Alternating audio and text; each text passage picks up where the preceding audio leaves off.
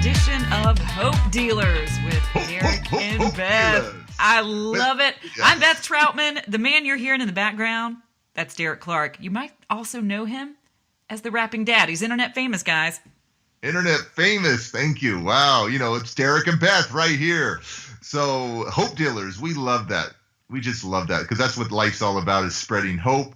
We're here to share a message of inspiration, a message of resilience, and a message of redemption. Now, Beth Troutman, a big national syndicated TV show called Right This Minute, and she was the leading host. I mean, it's crazy. We met 3 years ago via Skype, oddly, as I was interviewing him for our show. And I just fell in love with his energy. I fell in love with his message. I fell in love with just everything that he was about. And fast forward a couple of years, and I just recently decided to walk away from an almost 20-year television career in order to fulfill my dreams of kind of spreading truth and the message that I wanted to talk about, kind of be in control of the message and the content. And I reached out to Derek via Facebook, just kind of randomly messaged him and said, "Hey, do you remember me?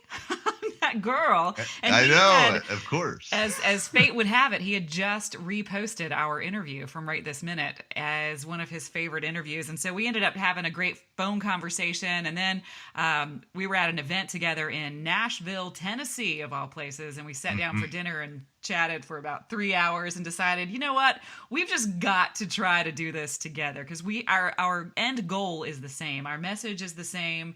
And what we want for people, it's the same. So why not just figure out how to do it and how to connect with all of you out there in the best way possible? And we felt like this was the best way possible.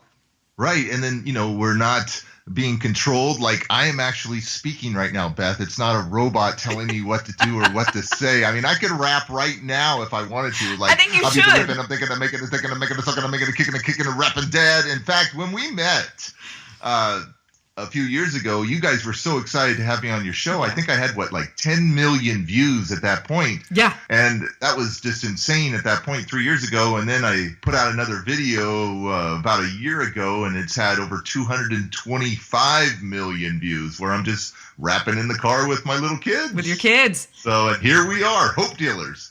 And how we came up with Hope Dealers is amazing because we both are professional speakers. I'm a motivational speaker that speaks from Australia to Canada, the top of the earth to the bottom of the earth. And obviously, Beth, you've seen her on TV and on the NBC Syndicate Crime. No, I'm playing. Wait, what is it? NBC. No, we're going to have to edit that out. Okay, that's okay. It's actually kind of funny to keep that stuff in there. I was not ever on a crime show. I wasn't ever a guest on a crime show. Oh, yeah. Or the host of a crime show. No, as I was on Right This Minute, actually made regular appearances on the Today Show. I ended up coming back to my home state of North Carolina, which my accent has gotten so thick since I moved back here, but came back here to work for NBC as a news anchor so that I could care for my mother, who had ovarian cancer at the time. And and now I have transitioned into being a motivational speaker as well. And I'm new to the world of motivational speaking, but have been just in love with it because I get to connect with people and feel their energy and understand where they're coming from. And they get to come up to me afterwards and we get to talk about their lives and their stories. And that's what this is really all about. It's about connecting with each other. I mean, we live in a world now, and Derek, you know this, where you can connect to anybody via Facebook, via Twitter, via YouTube. But we also live in a time where people report being lonelier than ever and feeling less connected because the real versions of themselves don't get out there. We're always trying to be this perfect version of ourselves, and we're trying to put this image out there that isn't who we really are. And people, what they really want is to feel like they're not alone and that someone shares their story, shares their pain, or has been through what they're going through. And that's the point of this. That's the point of Hope Dealers. That's why we're dealing hope. Yeah. And then the other thing too is, it's about that inner, like that personal connection. Like, you are not alone. Mm-hmm. Like, you are not alone. And I've spoken to, tons and tons of people at my events. And the fact is people I think the average person has about 150, 175 Facebook friends. And, people will send me messages on Facebook or Instagram, and they'll have all these friends, but they'll say, I'm thinking about killing myself. I'm suicidal and this and that. And I wanted to reach out to you. And I'm a nobody. Like I don't have a connection with them. They have all these friends that are in their inner circle, but they wanted to reach out to me. So obviously I share my time with them and such, but I go back and check their personal profile out, and I see how many friends are, and yet they feel so lonely. And so it's all about that interpersonal touch, that connection, right? Yep. And knowing that I can call them up, and it's not just texting.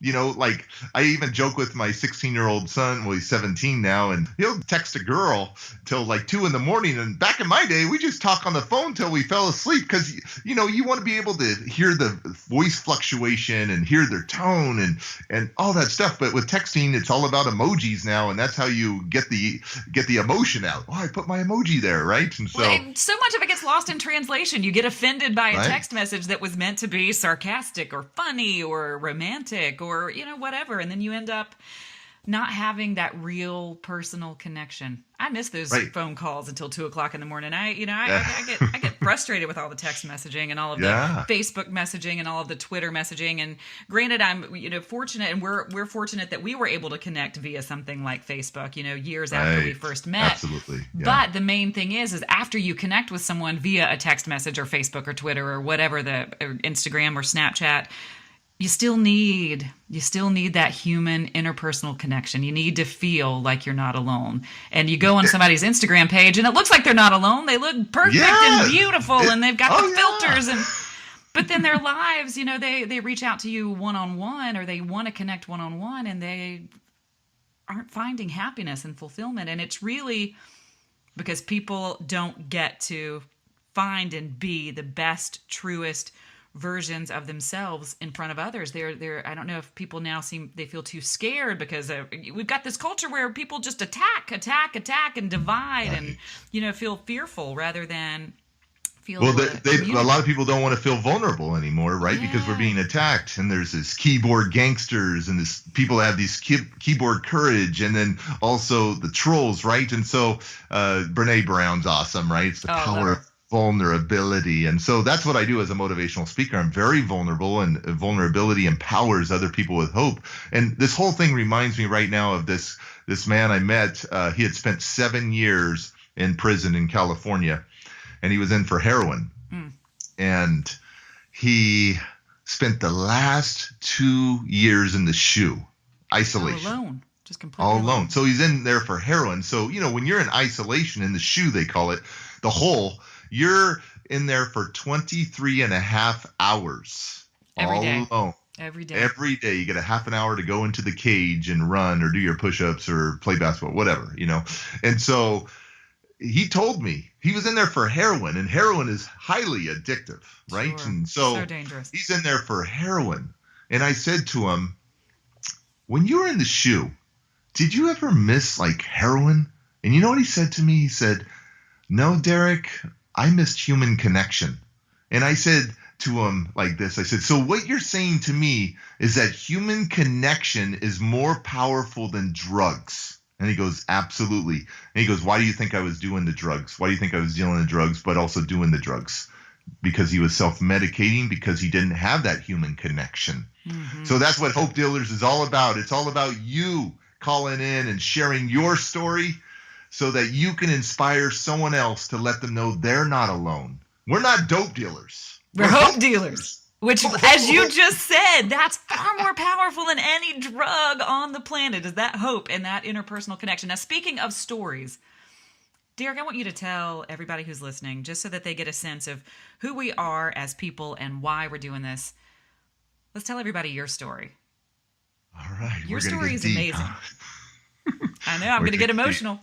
You're going to go right to the core of Derek Clark right now. So people ask me all the time, how did you become a motivational speaker? Did you go to school? Did you do this? Did you get training from this person or that? And literally all I have is life experience. And I came in this world. It's a crazy story. My dad, unfortunately did a lot of bad stuff. My biological dad, he tried to kill me by stomping on her stomach over and over again because she didn't go get an abortion. And then I was born in this crazy world, and they did a lot of brutal abuse. That's what my California state records show, that I was brutalized for the first few years of my life. And then we lived in a park. We were homeless, and then in a garage, and then, all these things. And then at 5 years old, my biological mom and my stepdad loaded me up in the car, and we took a drive, and we ended up at this big building, and we walked in, and my mom and my stepdad are talking to some people, and then a guy in a white coat says, "Derek, come with me."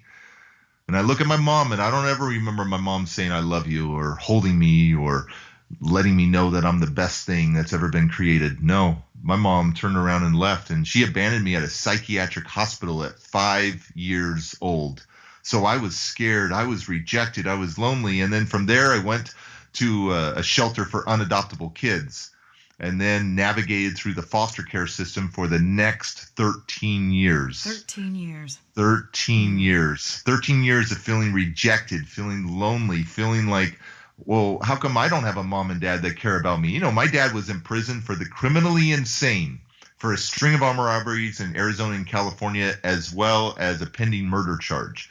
And so, that's how I grew up. And foster care system, the statistics aren't good for people like me. A lot of us end up incarcerated. In California, 74% of the male prison inmates have been in foster care. In Texas, I was recently speaking in Texas, 80% of the Texas death row inmates have been in foster care. 65% of the sex trafficking in America from young boys and girls in foster care, and 51% of the U.S. homeless population is aged out foster kids. When we turn 18, the checks generally stop coming to the foster parents. Now there are programs out there for transitional housing, but it's still an extension of the foster care system. And a lot of us want to just leave the system, and we end up couch surfing and becoming homeless or into prostitution or self-medicating through drugs and alcohol. So people right now, I'm sure, who are listening, they've got to be thinking, all right, so how are you different? How did this change? How did you change your odds? How did you not become one of those statistics? Yeah, that's a great question. I came in this world like a fighter. I mean, my dad stomping on my mom as she's pregnant, right? So I came in this world fighting for my life. And so I had this determination muscle already established inside of me, right? And so I just fought everything. I didn't usually go and cower in a corner or something like that. I was a fighter. And so at 18 years old, I started to learn to fight the right way, to take responsibility for the direction of my life, to basically own my life, that I was no longer controlled by my parents' mistakes, that my parents' mistakes didn't confine me anymore or define me. My parents' mistakes were there to refine me. And so I was never going to let my past infect my future. I was not going to say that my current situation that I'm in foster care is my final destination. No way. I was never going to let the inner me become the enemy. I was moving forward. I just had to push forward and take the pain and keep going and keep going and keep going. The only way through hell, right, is going, walking through it, running through it, bashing through it. So that's what I did. And I just started to own my life and control my life, control it, because I was a reactionary person. I was always reactionary. You made me mad, then I would get mad, and I'm mad because you made me mad. I always deflect blame, and it was my whole story. Poor me, victim, victim. And so many people are dealing with that. Yeah, and you realize that pity is not powerful. Mm-hmm. That pity just makes you even weaker. And so I learned to turn that pity into power. And so, throughout these Hope Dealer podcast episodes, we're going to be able to release some of these hidden gems that I've had through life experience that you can't get through the university. Mm-mm. You can't get through reading a book sometimes. You have to hear it. You have to feel it in your soul. Because you have to have it connect to another human when you're having this kind of conversation. You need to hear it from a human voice. You need to know that somebody's been there. And that's how our ancestors, were taught, through stories, mm-hmm. right? Yeah. Through lessons and through stories.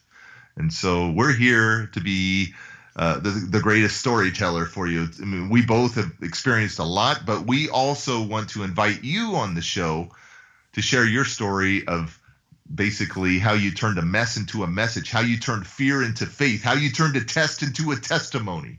So, we're excited. This is our first episode, the Derek and Beth Show, Hope Dealers, and we're excited. I mean, this has been on my side of the podcast, my past, my path to this place right now is very different from You got to share theirs. that. I mean, it's going to probably make me cry, but the fact is that you had this epiphany, you had this awakening, and that's what everybody needs to do is be awakened. Finding that real version of myself. I grew up in the South. You can hear it in my accent, and grew up in. Oh yeah. Oh yeah. Y'all can hear it. I grew up in a beauty pageant culture, which was its own version of walking through hell to get to a destination. I had from the age of 5 was pretty consistently told what to say, what to do, how to look, how much to weigh, which led to a pretty serious eating disorder in my teens.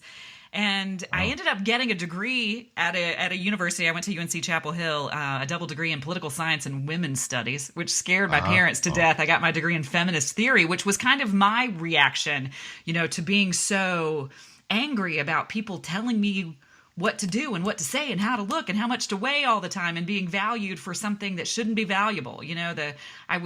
I never felt valued for my soul and my intellect and who I really was as a person. And instead all this value came based on all of these other things, and it was certainly subjective because it was all everybody else's opinions. And so that degree was kind of my reaction. And so I thought if I could change Hollywood, I was going to change the way our culture worked, the way that we thought about women, and the way that we thought about beauty, and the way that we thought about how we treat ourselves. And so I moved to Los Angeles when I was 20. I just turned 23, and ended up working for the TV show The West Wing, behind the scenes. I started out as a production assistant. A cold call, of all things, led to that job. Wow. And a cold call. A cold call. The power of the telephone back then. Just because I had, and then a fax machine, because I had to fax my resume.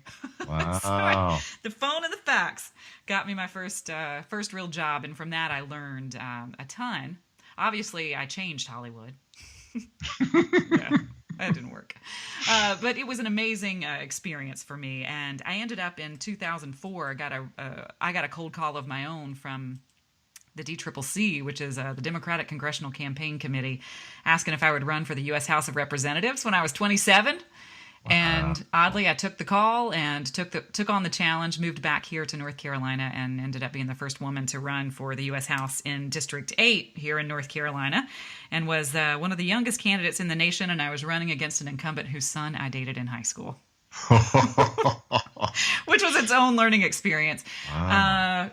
I had an uphill battle, of course, and it was all idealism that drove me, because I thought it was possible to change the world and make the odds better for people who felt underserved and who felt neglected.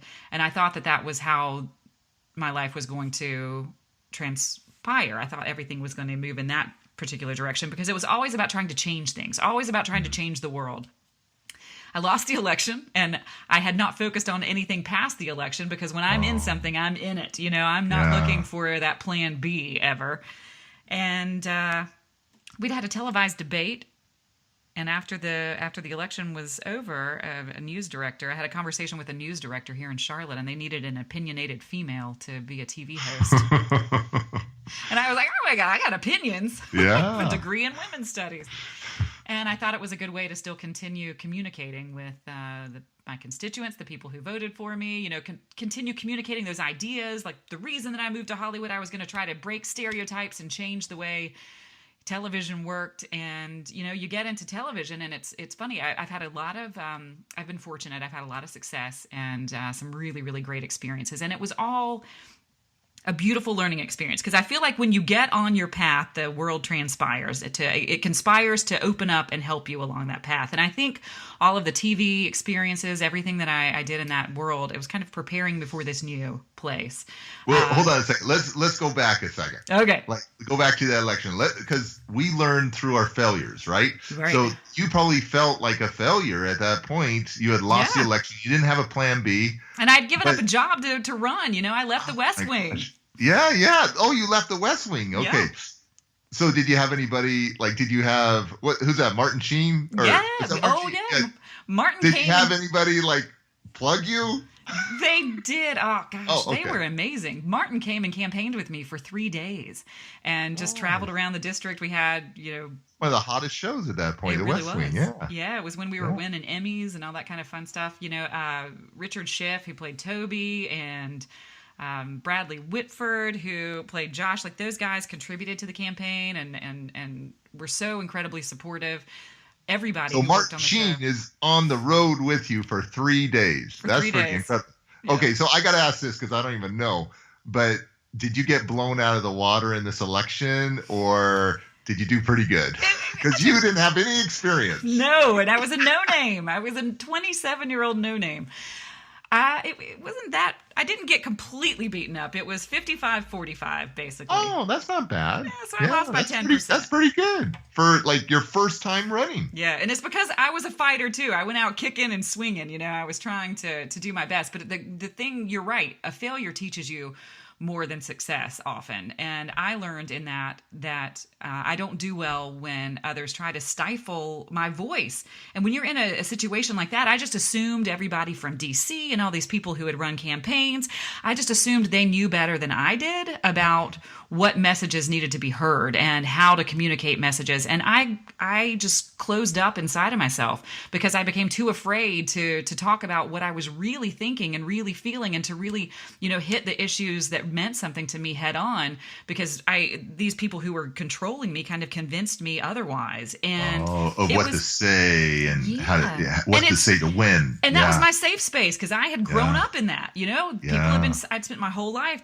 people telling me what to say in order to win. And so I went through that whole experience again as a Congress or a congressional candidate, and then oddly ended up in a similar situation in television as well. I thought I was going to go in and communicate all of these fantastic ideas, and in those situations, you're under the control of your producers or directors or news directors, or the companies who own your show, and the ad sales that come in, and all of that stuff that you don't really think about. And I started feeling through the course of my television career, I kept feeling that same feeling of just feeling really closed up. And I felt, especially when I was working in news, that I was instead of being a hope dealer, I was dealing fear and making people afraid of their communities and afraid of their neighbors and afraid of the people around them. And I think all of that has led to this, situation that we're seeing now. I think a lot of us feel that we're in this country that's divided, and that we can't find our people. Where are the people who are like me? And it's because we've gotten so scared that we don't have that, like you said, that vulnerability, that just opening up and just being. And I know the feeling, because I've been there. I've spent an entire career in not opening up in all the ways that I could, and just trying to fit some mold that would be popular, or that would get ratings, or that would get votes, or whatever the industry was telling me I had to do. And the whole time I felt miserable, and I felt like my intellect wasn't accessed, and I felt sad, and I just kept wanting to reach through my TV screen and hug every person who was watching. I just wanted to hug everybody. But that thing, so is it safe to say that new, well, I know when I barely watch news anymore, because it's just sad, right? It makes me sad. Like I literally cried during the whole Las Vegas news thing that was going on, right? With the shooter and stuff. And so, but what's interesting is when I do watch the news, the ads are sometimes antidepressant medication. Right? And then you're feeling depressed while you're watching the news. They know when to put those ads in.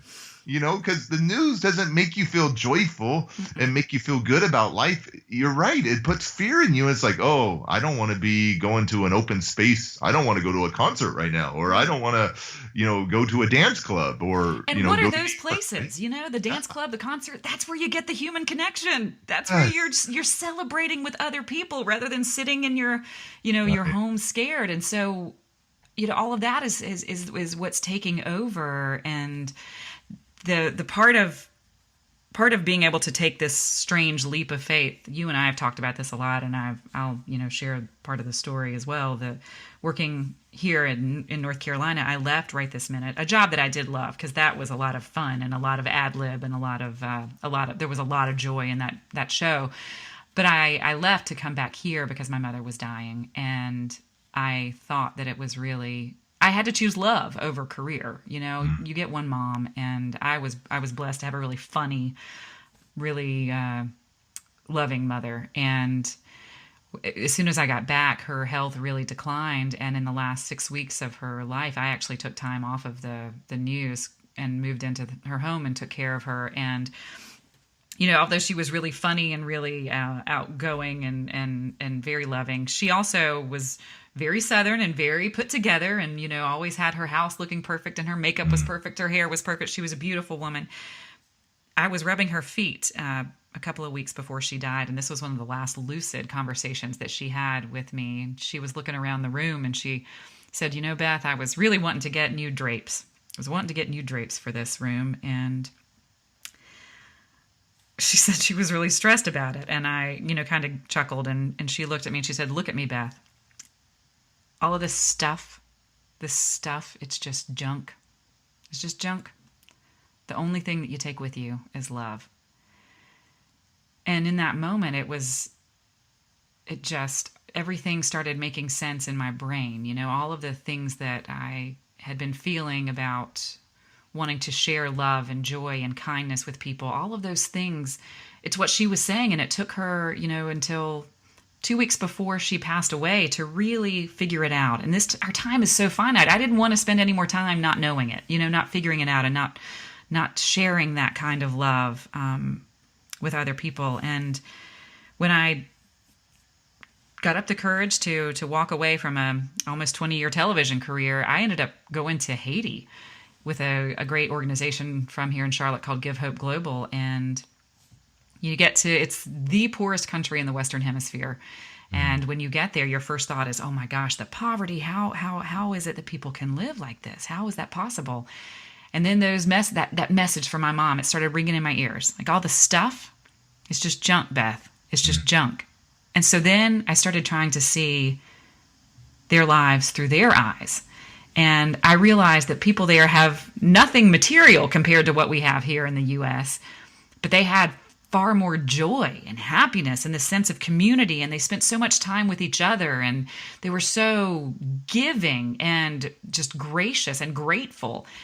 And I realized that they had it right and that we were getting it wrong. And that was powerful.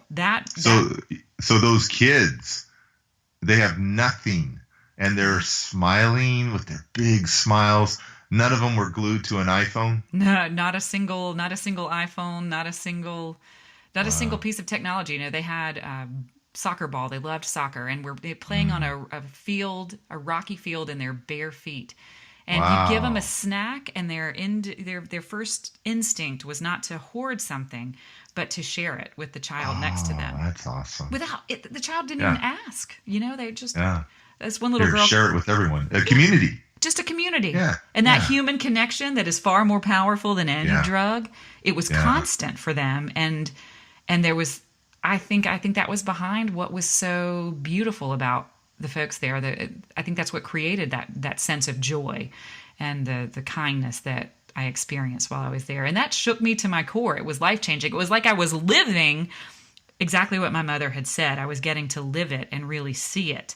And so then the goal became bringing that feeling back here to our culture, that we are so fortunate. We're so privileged to have, you know, just the basics like clean water and access to food and things that we take for granted. But we've gotten so consumed with consuming, you know, consumed with comparing ourselves to each other's lives with house size and car size and clothes and, you know, all of those things that we see as important when we're watching TV, because I mean, that's what advertising is. It's supposed to make us feel bad enough that if we buy that item, we're going to feel better. And you know the cycle. It's an empty cycle. You feel good for a little while. Yeah. But then but you go in debt too. You go in debt, and then you get more stress and right. You know, before I did this, before I became a motivational speaker, I owned a mortgage company for years, fastmortgage.com, and you know, had a real estate company. And you know, it was, people would say, how did this neighbor do it? They have a new Range Rover. or they went on this, $15,000 vacation. They're always going on vacation, or they did this to their house or this or that. And, the average person had like $40,000-$50,000 worth of credit card debt. And then on top of that, a car payment or 2 car payments, and then student loans, right? Mm-hmm. So that's how they're doing it. They're not making it. So they use their credit cards to subsidize these extravagant lifestyles, and they're not living within their means. Mm-hmm. And so we compare ourselves to that. That's why I tell my kids too and everything. I'm like, you never compare yourself. You never know what's going on in someone's home, how much debt they are in, why they're going on vacation. You never know. And so there's a lot of people that live off credit, and that credit creates even more stress. So, but here, this generation of youngsters over in Haiti, they don't have credit. Right. They got joy in their smiles. They got joy in life. They probably freak out if you gave them $100 bill.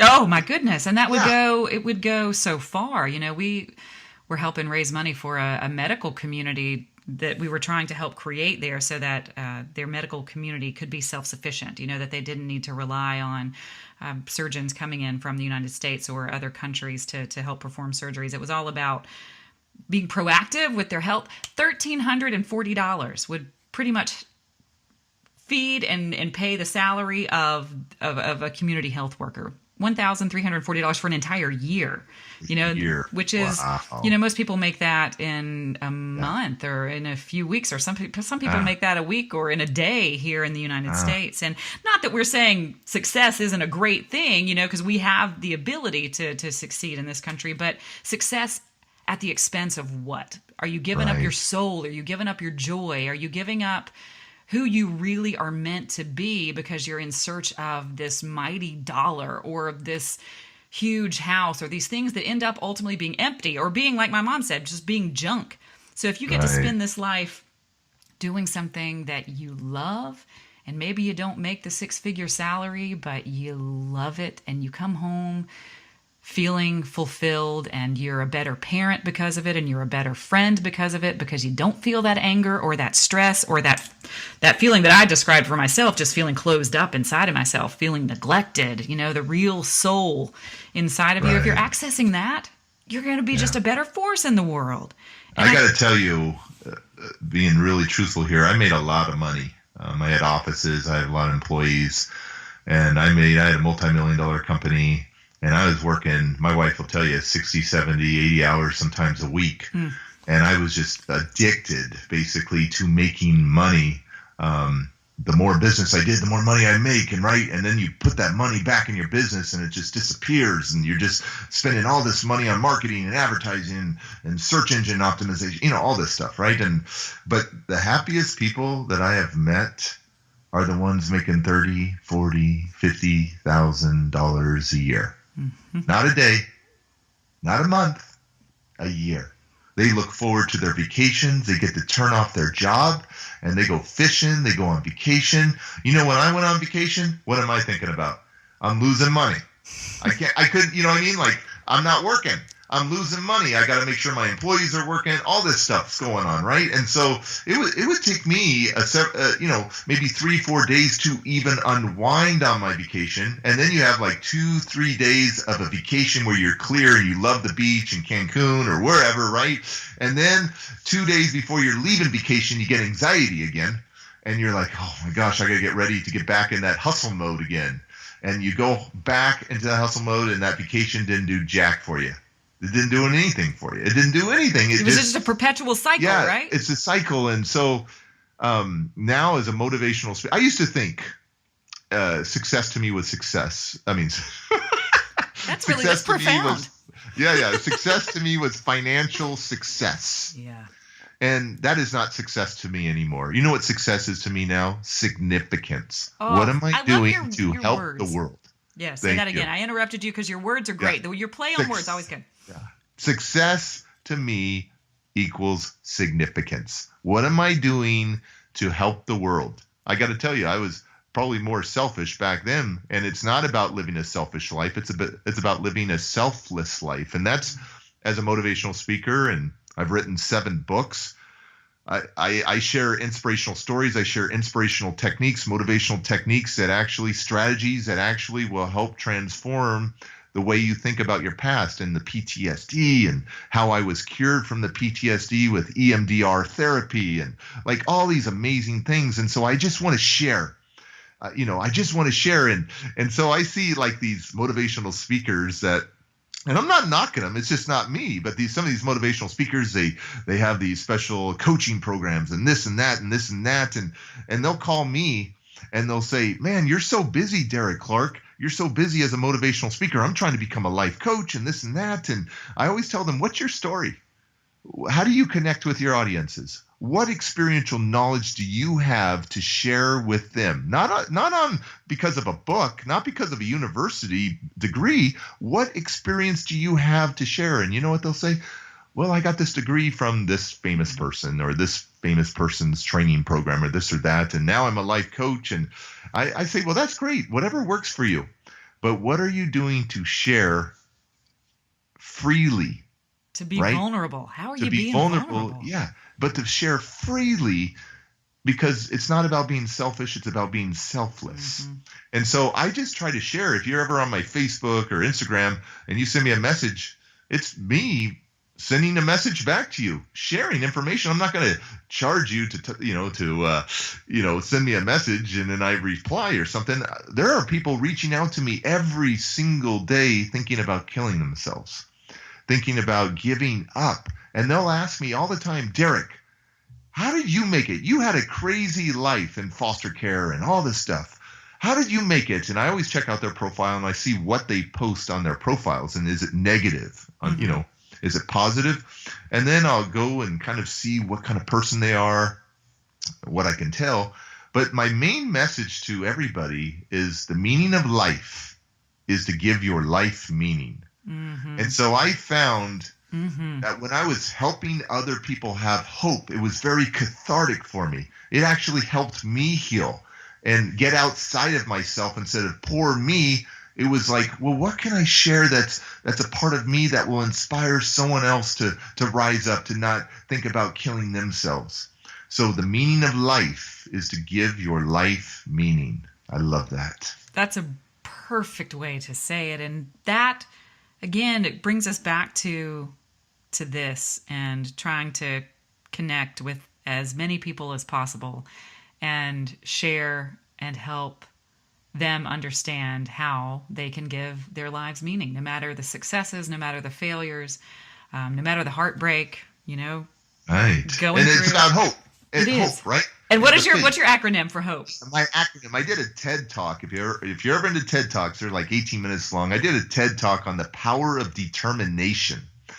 You look it up, you'll see me come up. And I came up with this acronym right before that TED Talk about hope. So you ready? Yeah, I love it. Hope. Helping one person every day. Hope. That's how I live my life. That's a Derek Clark acronym. You can Google helpingonepersoneveryday.com. And so let me share a message with you, a quick story about helpingonepersoneveryday.com. I fly a lot, over 100,000 miles a year to my events.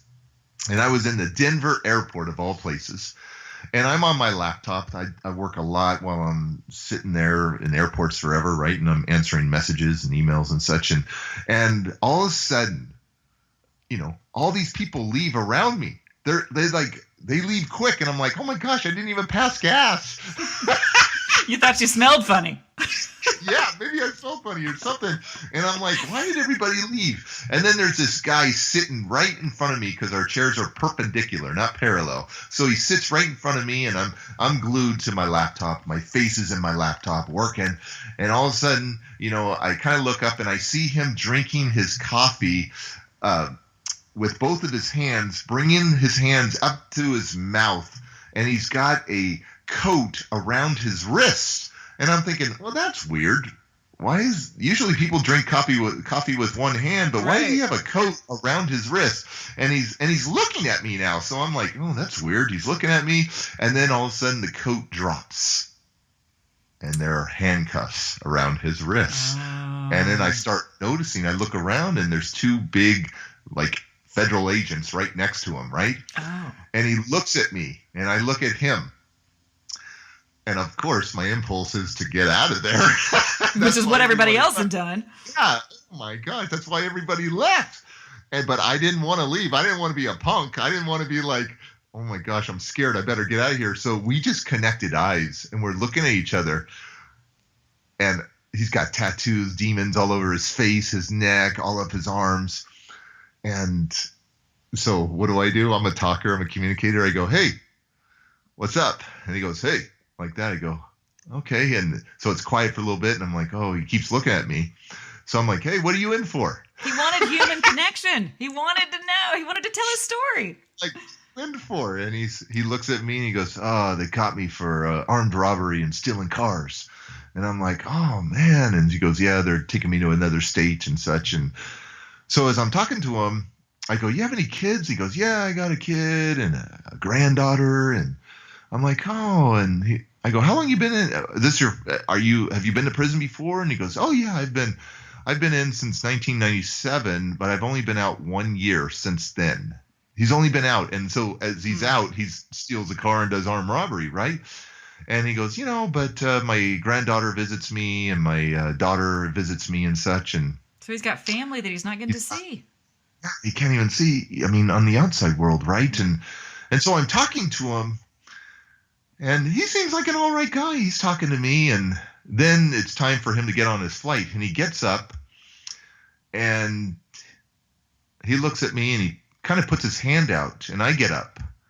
And he goes, hey, man, thanks for talking to me. Thanks for, spending some time with me. And then I said this with tears in my eyes. I said, hey, take it from one kid that had his dad in prison. It makes a big difference that we can't really be with you. Mm-hmm. The next time you get out, maybe you really want to think about family. And what it does, it destroys families. And tears were just welling up in my eyes. My eyes were sweating. I didn't like crying, right? And so I'm supposed to be tough around this tattooed prisoner, But I was vulnerable with him, and he says, man, I'm going to try to do better. And then he left, and then the agents behind him said, man, thank you for talking to us and talking to him, and you may have just made a big difference in his life. Mm-hmm. And I thought about the human connection, and that the prisons are full of people that know the rules. They know if you murder, deal, rape, all those things, that you'll get caught. You're going to go to prison for a long time. Right. And a lot of them get out and they go back in, and they get out and they go back in. It's a revolving door. And I think about how many of them, when they got back out, had a positive modeling example, someone to connect with. It's a village. It's a community that will help raise these kids. Mm. And it's about just sharing hope with them and, just passing that on to the next generation. I grew up. You're making my eyes sweat. I grew up in a crazy lifestyle. Growing up in foster care and such. But I wanted to make sure, I have 4 kids. If you ever seen my Rap and Dad videos, you'll see them. But I always wanted to make sure that I'm going to pass on generational blessings to my kids and not generational curses. So I'm the first one in my family to do something with their lives. So yeah, but to pass that message of hope, helping one person every day. That's how I live my life. And we're going to love to hear your stories of how you've helped someone and how your life is even transformed. This is a great podcast. It's a great first episode, and we're looking forward to sharing the platform with so many other people. Right. And how I want to hear the stories of people, how they found hope, how they went from being a victim to a victor, as you would say, found that new perspective, because that one conversation that you might have with us, someone else might be listening, and it might plant that one little seed of hope that they so desperately need. We're going to be doing this every week for you guys. And next week we have a treat. We'll have our first guest on our podcast, a hope dealer herself, a special guest. Her name is Kristen Shefshunas, Coach Kristen Shefshunas. She is the author of the book Naked Confidence. She has coached Olympic swimmers. She was the first female head coach at the University of Miami, an amazing woman, but she found that confidence and being vulnerable and speaking truth and really connecting with people, that was her calling. And she's a confidence coach now and works with all kinds of different people. And we wanted to have her share her story and talk about some of the stories of hope that she has helped create, but also how she found it in her own life through successes and failures, as we all have. And we can't wait to talk to her, can't wait to listen to what she has to say. But we also want you to reach out to us so that you can be a guest on our podcast.